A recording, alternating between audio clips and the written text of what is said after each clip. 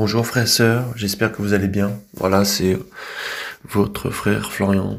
Voilà, le Seigneur permet à ce que parfois on se repose un peu. Ça fait depuis 2 semaines que je n'ai pas fait d'audio. Voilà, le Seigneur nous brise, le Seigneur nous travaille. Encore et encore, parce que nous sommes à son école et le Seigneur cherche des hommes et des femmes saints.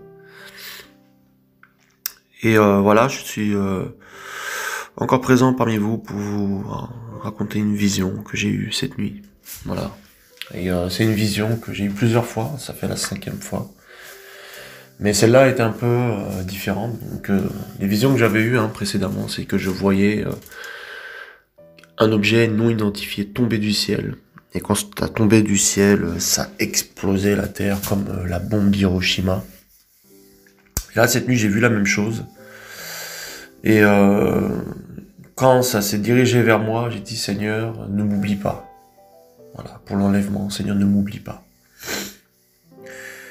Et le feu arrivait à une vitesse terrible, parce que quand c'est tombé, ça fait comme une boule de feu énorme.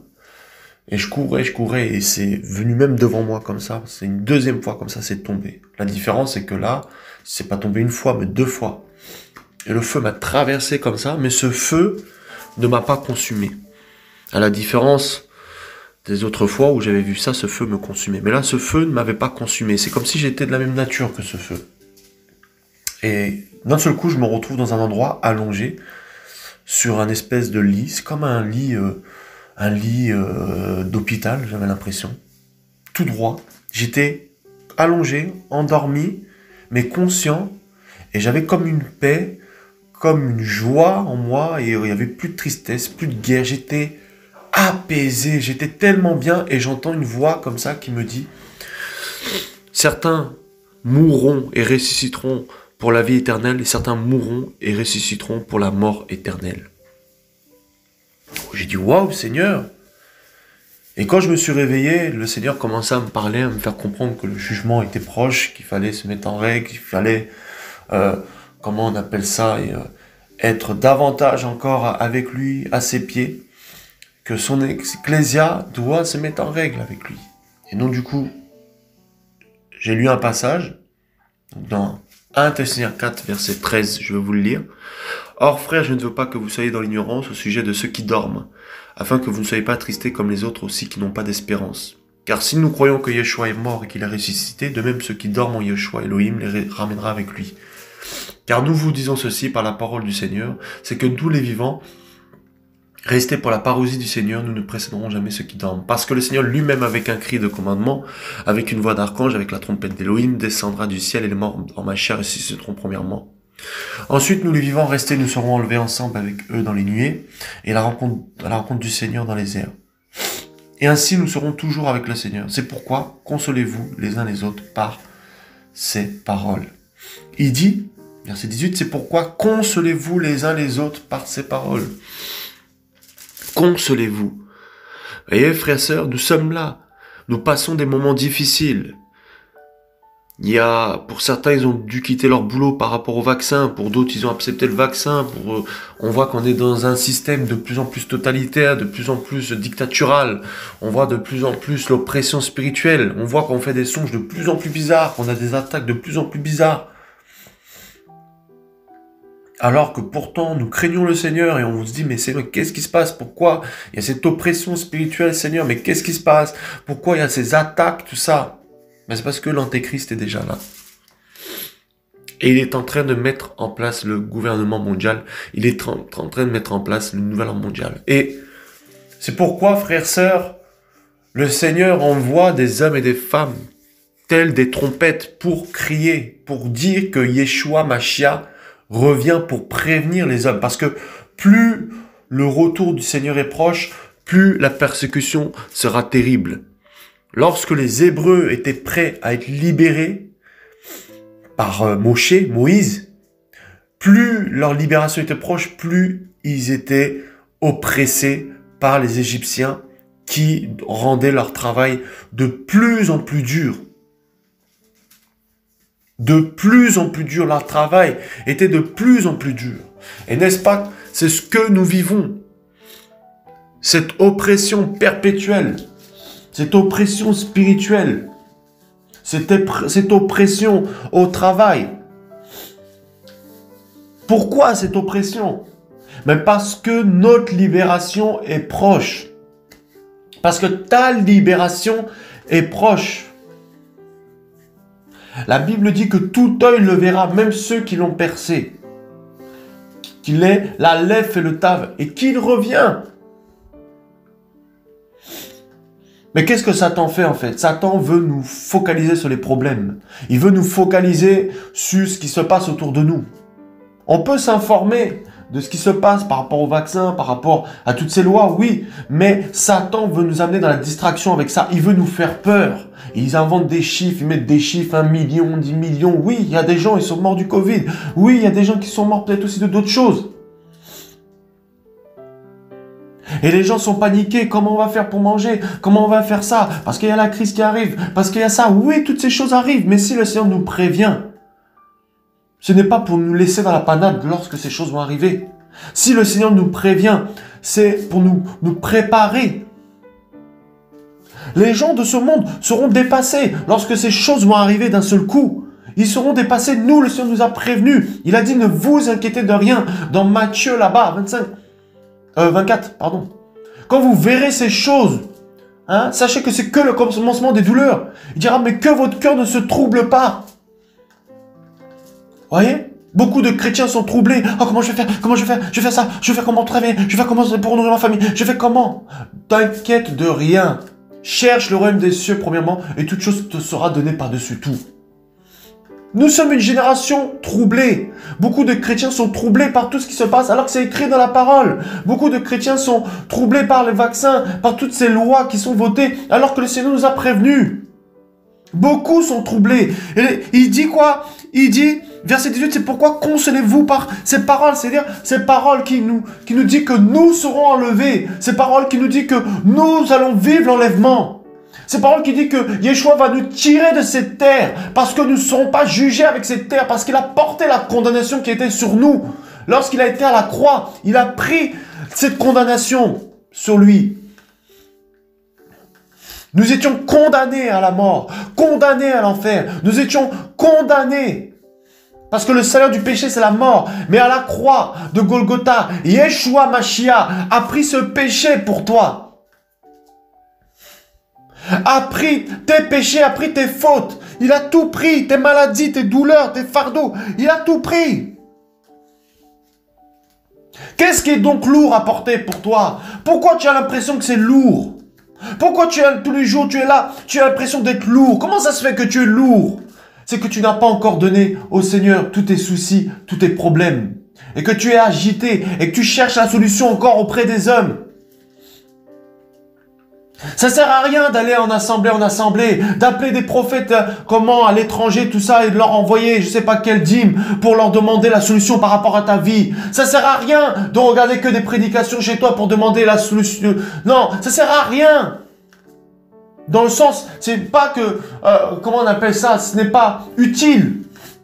Mais dans le sens, ta délivrance, c'est Yeshua qui va te la donner. C'est pas en écoutant tout le monde. Ce n'est pas ça, c'est Yeshua qui va te la donner. C'est quand tu vas plier tes genoux chez toi et que tu vas l'implorer et que tu vas prier, que tu vas pleurer. C'est là où il va te délivrer.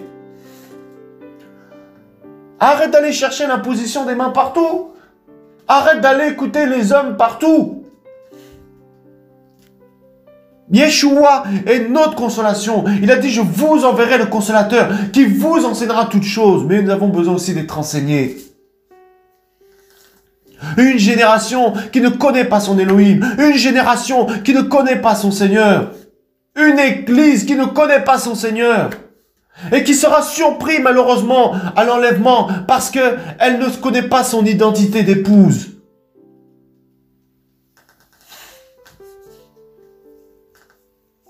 On ne peut pas faire comme les gens de ce monde, faire comme si, comment on appelle ça, on ne savait pas que c'était la fin. Nous savons que c'est la fin. Eux, ils continuent leur vie, ils ne savent pas qu'on a changé de monde. Ils ne savent pas que nous sommes passés au temps de la foi. Ils ne savent pas cela. Nous sommes, frères et sœurs, au temps de la foi. Les gens s'accrochent encore au matériel, mais nous sommes au temps de la foi. C'est là, ce feu-là qui tombe sur terre. C'est un feu d'éprouvement pour les chrétiens. Un feu. Mais la parole me dit que quand Shadrach, Meshach, Abednego sont rentrés dans ce feu, il y avait un fils d'homme avec eux. Yeshua Mashiach. Et ils n'ont pas été brûlés par ce feu. Ce feu de l'épreuve ne pourra pas te brûler parce que tu as le feu dévorant en toi. Donc, quand ce feu vient sur toi, il ne peut pas te brûler, ce feu étranger, parce que tu as le feu dévorant en toi. Yeshua Mashiach est un véritable feu. Et seuls ceux qui sont de la même nature que ce feu, Yeshua, supporteront et iront au ciel. Ceux qui ne sont pas de la nature de ce feu, comme ils ne sont pas de la nature de la lumière. Quand ils vont voir la lumière, leur âme va vouloir monter vers la lumière. Leur âme ne va pas supporter cette lumière et eux-mêmes vont se jeter dans les ténèbres. Leur âme va se jeter elle-même dans les ténèbres. C'est ça qui va se produire. Ils vont être contents, ils vont voir la lumière comme ça. Oh, je vais au ciel. Païen, tout ça. Je vais au ciel et tout. Ils vont voir la lumière. Ils vont essayer de rentrer dedans. Ils vont pas la supporter. Ils vont se jeter eux-mêmes dans les ténèbres. Es-tu de la même nature que cette lumière, Yeshua? Es-tu de la même nature que ce feu? Ou es-tu encore dans un feu étranger? Parce que si tu es encore dans un feu étranger, tu vas rester. Vous voyez, quand j'ai vu cette boule tomber du ciel là, c'était un feu qui a consumé des hommes. Et ce feu-là, je sentais qu'en fait, faisait partie de moi. Ce feu-là n'était pas là pour me juger, mais pour me remplir. Ce feu-là peut te remplir comme il peut te juger. Ce feu-là peut te brûler comme il peut te remplir. Ce feu-là peut t'éjecter comme il peut, te bénir. Le feu du Saint-Esprit, la crainte de Yeshua Mashiach. Voyez? Troublé. Pourquoi es-tu troublé? Pourquoi es-tu troublé par les guerres? Pourquoi es-tu troublé par ta situation? Pourquoi es-tu troublé alors que le Seigneur t'avait prévenu? Ton espérance n'est pas ici-bas sur la terre. Ton espérance est avec Yeshua au ciel. Alors pourquoi es-tu troublé? Pourquoi es-tu troublé par les paroles des hommes, de ta famille, qui te matraquent parce que tu as choisi de suivre Yeshua, tu as choisi la bonne part? Pourquoi es-tu troublé? Tu sais que Yeshua s'est révélé à toi. Tu sais que Yeshua s'est montré à toi. Mais à cause du péché, tu t'es éloigné de lui et tu te demandes, est-ce que Yeshua est encore avec moi? Oui, il est avec toi. Mais il veut t'apprendre à respecter sa présence. C'est pourquoi il s'éloigne un tout petit peu pour que tu puisses réaliser à quel point il est sensible, le Saint-Esprit. À quel point il peut en fait être attristé. Lorsque tu ressens plus sa présence, c'est parce que tu es attristé.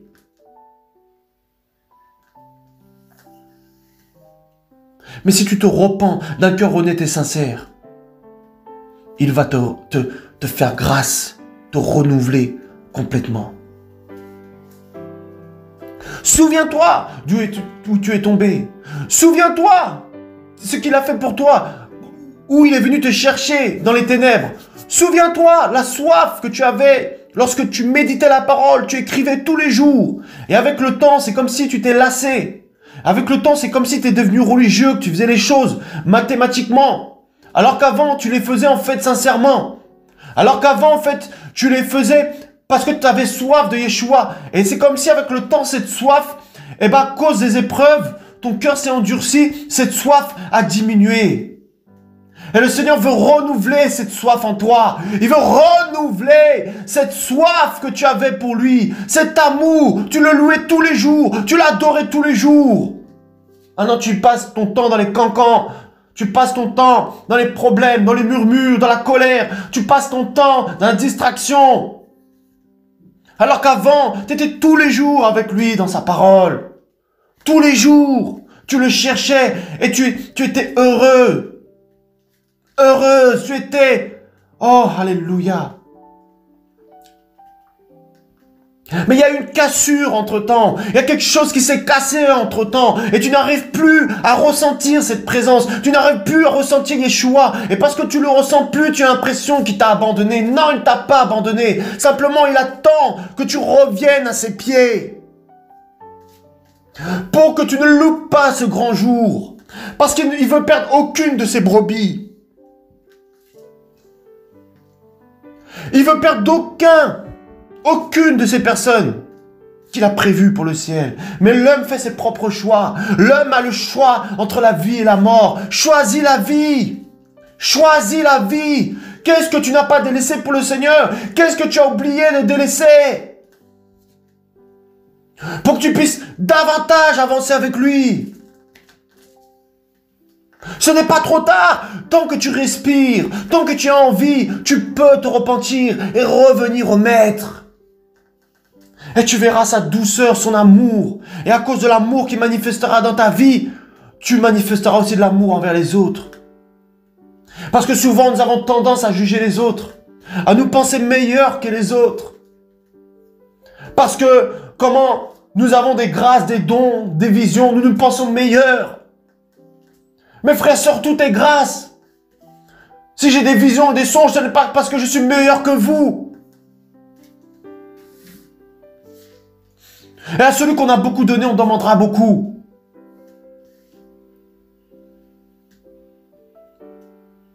On ne doit pas chercher les dons. On ne doit pas chercher ces choses-là. On ne doit pas chercher le ministère. On ne doit pas chercher à être vu. On doit chercher Yeshua. On doit chercher à connaître le Seigneur. On doit chercher à lui plaire. On doit chercher à l'aimer. On doit chercher à l'adorer. Pas qu'avec nos paroles, mais avec nos actes que nous posons chaque jour. Et oui, il y a cette chair qui est là. Oui, elle sera toujours là. Jusqu'à la fin de ta vie. Elle te combattra. Jusqu'à la fin de ta vie. Mais tu dois la crucifier à la croix. Pour ressusciter avec Yeshua. C'est ce que Christ a fait à la croix, Machia. C'est ce qu'il a fait à la croix. Il a pris ta chair, il l'a crucifiée. Et parce que tu as la foi, tu demeures dans l'espérance. Tu demeures dans la sanctification. Tu demeures à ses pieds. Et si tu fais une erreur, tu te repens. Tu ne restes pas dans cette situation à te morfondre dans une culpabilité. Parce que ça, c'est Satan qui veut te détruire. Quel péché le Seigneur ne peut pas pardonner? Le blasphème contre l'esprit. Mais il faut y aller. Il faut aller. Bien sûr, le Seigneur n'excuse pas ce que tu as fait. Il n'excuse pas tes péchés. Il n'excuse pas cela. Mais il est fidèle. Et il est bon. Et il te connaît mieux que toi-même. Et il sait ce que tu as dans ton cœur. Alors pourquoi tu te condamnes? Avance, reprends ton épée que tu as laissé tomber par terre. Reprends cette épée, reprends ce bouclier, cette armure que tu as laissée. Reprends-la aujourd'hui. Lève-toi, tel un guerrier, telle une guerrière. Pour prendre position pour le royaume. Lève-toi et intercède pour les nations, pour les veuves, pour les orphelins, pour les hommes et femmes qui souffrent dans ce monde, qui courent, qui vont à la perdition, qui vont en enfer.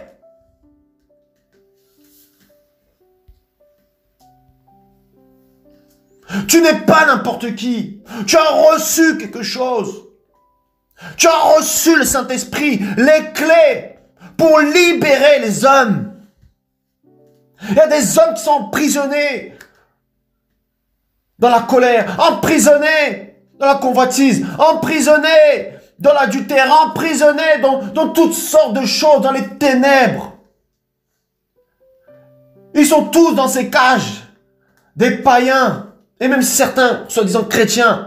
Et toi, tu as les clés, tu as reçu le véritable message, tu as le véritable évangile, le Saint-Esprit. Qu'est-ce que tu fais de la clé que tu as reçue?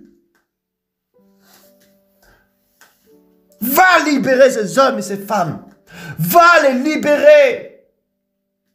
En parlant de sa parole, en sortant dans les gares, dans les rues, dans les trains. et proclamer qu'il revient.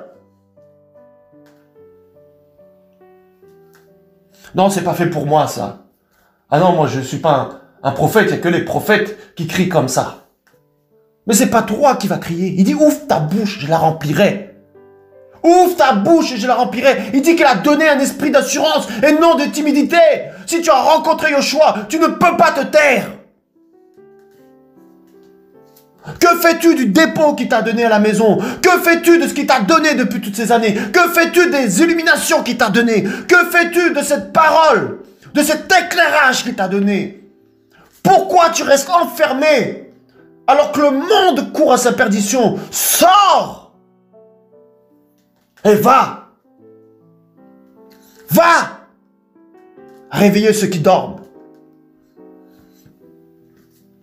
Femme ou homme, grand ou petit, jeune ou vieux, va avec ce feu. Libérer le peuple de Yeshua. Shaka Mayaka. Lolinama Shaka. Oh, alléluia. Alléluia. Une armée de Yeshua. Le Seigneur veut élever une armée dans cette fin des temps, dans cette génération, pour réveiller son ecclésia. Une armée. Va parler aux religieux. Va leur dire ce qu'ils font, ce n'est pas bon. Va leur dire. N'aie pas peur de ce qu'ils pensent. N'aie pas peur du regard de l'homme. L'important, c'est ce que Yeshua pense de toi. Toi, fais ce que Yeshua te dit. Fais pas ce qu'un homme te dit, fais ce que Yeshua te dit. Il y a des pauvres. Tu vois, il y a des pauvres. Tu as de l'argent. Fais des sandwichs. Qu'est-ce que tu fais de cet argent? Tu vas en balade avec tes enfants?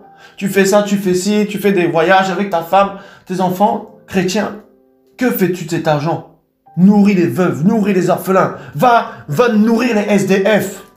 Au lieu de donner des fois à des faux pasteurs qui s'achètent des jets privés.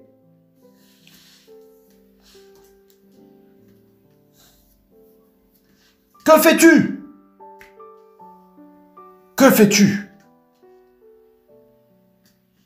Il dit qu'il cherche un homme qui se tient à la brèche. Il cherche un homme, une femme qui se tienne à la brèche. Et quand tu pries comme ça chez toi, tu ne sais pas le bien que ça fait à l'autre. Parce que quand tu pries, tu portes la personne pour qu'elle reste aussi au pied de Yeshua. Quand tu pries, même si tu ne vois rien, quand tu pries pour les frères et sœurs qui t'entourent, tu ne sais pas ce que ça produit. Ça lui donne de la force. Alors si lui il a de la force, il va aussi prier pour toi. Nous devons prier les uns pour les autres. Rappelez-vous que quand le Seigneur a envoyé Moshe, quand le Seigneur a envoyé Moïse devant les Amalécites, à un moment il était épuisé, fatigué. Et Aaron et un autre homme ont porté ses bras pour avoir la victoire contre les Amalécites. Tant qu'il avait les bras levés, il y avait la victoire. Dès qu'il baissait les bras, il n'y avait plus la victoire. Quand tu pries pour ton frère, ta sœur, tu es comme ces frères qui portent les bras. Tu portes ton frère pour qu'il ait la victoire. Tu portes ta sœur pour qu'elle ait la victoire. Quelqu'un ne peut pas réussir dans l'appel qu'il a tout seul. Il a besoin de prière. Quelqu'un ne peut pas réussir sa vie chrétienne tout seul. Il a besoin de prière. Tu as ce don d'intercession, intercède, jeûne. Tu as cet appel pour intercéder, prier, prie. Et ne t'arrête pas. Prie, jeûne et ne t'arrête pas parce que le Seigneur va ouvrir des portes. Et quand tu vas être devant le trône, tu seras étonné de la couronne que tu as. Tu diras, mais moi, pourtant, j'ai fait quoi? J'ai juste nourri ma famille, et puis j'ai pris soin de ma famille, tout ça, et puis j'ai parlé à 2-3 personnes, mais j'ai pas de grand ministère. Comment ça se fait que j'ai une grande couronne comme ça? Ben oui, mais quand tu priais pour ce frère, cette sœur, qui avait cet appel puissant pour que des millions de personnes soient sauvées, ben tu le portais. Et donc tu as contribué à ce que cette œuvre réussisse. Voilà pourquoi tu as une couronne aussi grande que lui. Waouh!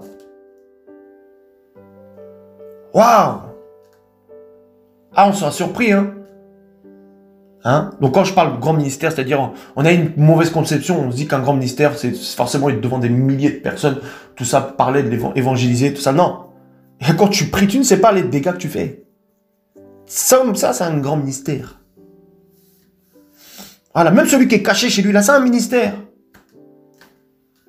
Pourquoi alors, du coup, comment forcément vouloir être devant tout le monde, tout ça? Non, fais ce que le Seigneur, toi, te dit. T'arrives pas à les crier dehors, t'arrives pas à l'évangéliser, bah prie. Et demande au Seigneur de te montrer l'état des âmes, l'état des églises. Demande-lui des sujets de prière, demande-lui. Seigneur, tu attends quoi de moi? Seigneur, tu attends quoi de moi? Seigneur, qu'est-ce que tu attends de moi? Que veux-tu que je fasse? Tu veux que je prie pour quelle raison? Et il va t'équiper dans la prière pour que tu pries. Dans ces derniers temps, frères et sœurs, nous avons besoin d'intercesseuses, intercesseurs. Des intercesseurs et des intercesseuses pour les personnes qui sont devant, qui font l'œuvre. Moïse était devant, mais il avait besoin des personnes qui le portent. Tu peux soutenir comme ça, par la prière, spirituellement. Et tu peux aussi soutenir matériellement ton frère, ta sœur, qui a une vision par rapport à un orphelin, par rapport à un orphelinat, par rapport à une œuvre sociale, par rapport à, voilà, comment aider les pauvres. Tu peux soutenir aussi ton frère, ta soeur comme ça. Il y a celui qui a la vision et il y en a qui rentrent dans cette vision. Et tout le monde contribue à ce que cette vision se réalise. C'est ça le royaume, frères et sœurs. Arrêtons d'être égoïstes, de vouloir faire les choses chacun de notre côté comme ça. Assemblons-nous. Ceux qui aiment le Seigneur, qui sont dans la vérité, assemblons-nous. Et faisons grandir le royaume des cieux. Et aidons les démunis, les pauvres. Ça ne sert à rien juste de prêcher et puis à côté, tu t'aides pas ton prochain. Ça ne sert à rien. Parce que ça, même les fausses églises, les faux pasteurs le font. Ils parlent, mais depuis qu'ils ont reçu des dîmes, là, combien d'orphelinats ils ont construit? Non, ils achètent des jets privés, des grosses voitures, des 4x4. Et les gens trouvent ça normal. Vous voyez? Mais si vous connaissez des frères et sœurs qui craignent le Seigneur, qui aiment le Seigneur, et qui ont des véritables visions pour aider leur prochain, peu importe le pays, c'est le Seigneur qui te montre, qui te touche, ben soutiens-le. Soutiens-le. Chacun, nous devons mettre notre pierre à l'édifice. Chacun, nous devons faire, en fait, comme le Seigneur nous dit. Chacun. Là où le Seigneur t'a positionné, fais, travaille dans le champ que Yeshua t'a donné. Travaille dans le champ que Yeshua t'a donné. Voyez? Si vous récoltez pas les fruits sur un arbre, qu'est-ce qui va se passer? À un moment donné, les fruits vont pourrir. Donc on doit récolter par exemple les pommes avant, parce que si on ne récolte pas les pommes, elles vont pourrir. Tu les laisses par terre, à un moment donné, elles sont tombées, hein, elles pourrissent. C'est pourquoi, quel fruit le Seigneur t'a donné et qu'est-ce que tu dois donner? Ben, il faut que tu donnes parce que sinon ça va pourrir. Et tu es cet arbre qui porte des fruits. Voyez? Donc je ne suis pas dans l'évangile de la prospérité. Voilà, je ne dis pas donnez l'argent, vous serez bénis. Ce n'est pas mon message. Tu peux donner ton argent, tu peux même aider combien de veuves, mais si tu n'aimes pas réellement le Seigneur, ça ne sert à rien. Si tu ne donnes pas ton cœur au Seigneur, ça ne sert à rien. Donne ton cœur au Seigneur, plus que ton argent. Voilà. Et si tu peux maintenant contribuer à l'œuvre du Seigneur et donner ton cœur, ben, gloire à Yeshua. C'est ça que Yeshua veut.